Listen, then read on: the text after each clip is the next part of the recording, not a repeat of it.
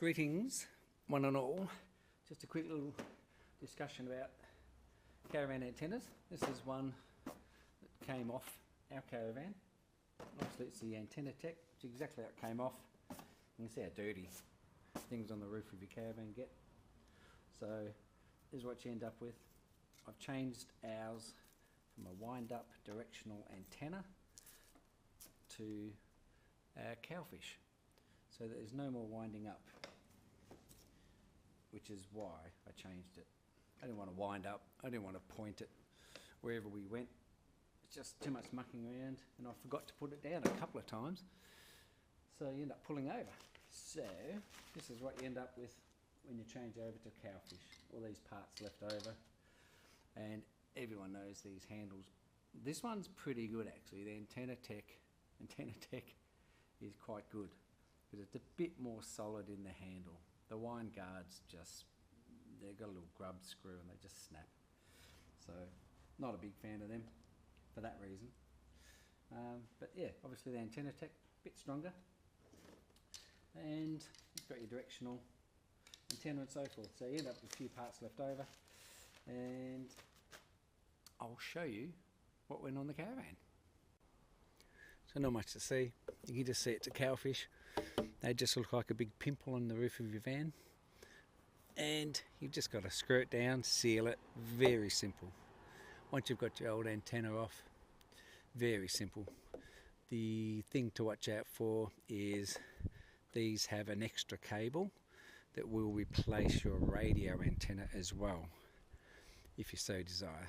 And that was part of my motivation, is to get rid of the side mounted radio antenna, which always degrade if it's a metallic one like we had, and don't have to worry about that anymore.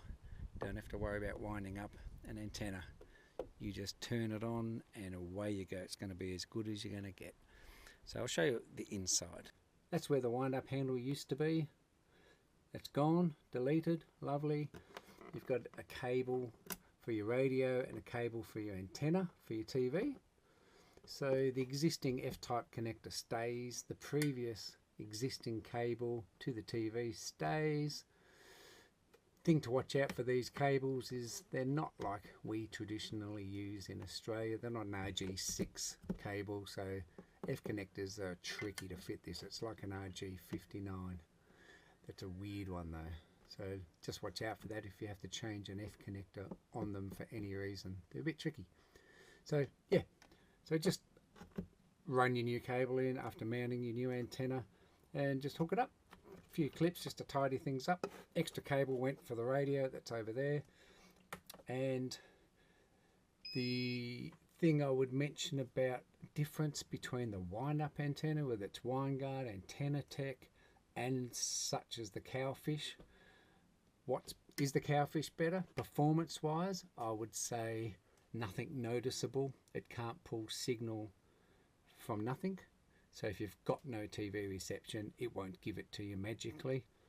You're now in satellite or Starlink land, if TV is important for you when you go away. I would say if you've got reception, it's as good as the other two without the headache of winding up, pointing it, knowing that you've got optimal signal, and remembering to wind it down when you leave. So nice not to have to worry about that. So inside the van, there's no changes behind your wall plate if you're changing over to a Cowfish or similar. The power still needs to be turned on to put power up to your antenna. If you've got current issues with reception with whatever existing antenna you've got of that nature, you might have a power issue to the antenna, because this cable does terminate inside the roof space of most caravans to connect to the roof on top of the to the antenna, sorry, on top of the roof. And there can be issues typically on the roof because of the weathering. But regardless, if you go to a Cowfish, you still need to power it up. Make sure you've got a light.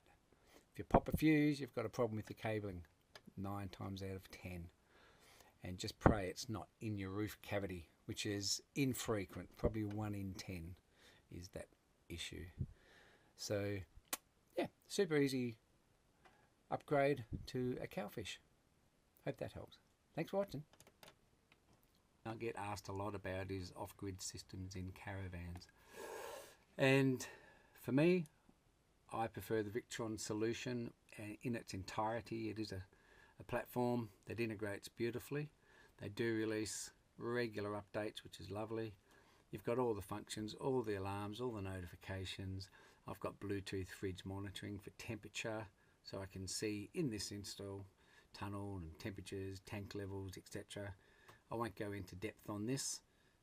Let me know if you want to know a bit more information about this and what I've done. But it's wonderful. We go away and we don't have to worry about having an extension lead plugged into something to power our van. Yes, we can run the air conditioner and so forth. We boil a kettle. We don't miss out on anything with this system. So any questions, let me know.